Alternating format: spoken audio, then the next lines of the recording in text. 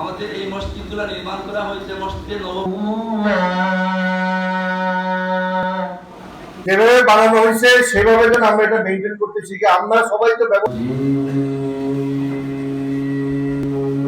বলেছিলাম যে স্যার এই দেশের মানুষ ব্যাট দিবে না, ঈমান আনে, সালাত কায়েম করে, যাকাত। আমাদের মাননীয় সংসদ সদস্য ছাত্র প্রশাসনের রেডি মহোদয়কে যে জমি দেওয়া হবে 40 লক্ষ অর্জন করে এমন একটা মানে অনুষ্ঠান উপস্থিত হতে পারে, আমি সত্যি আনন্দিত।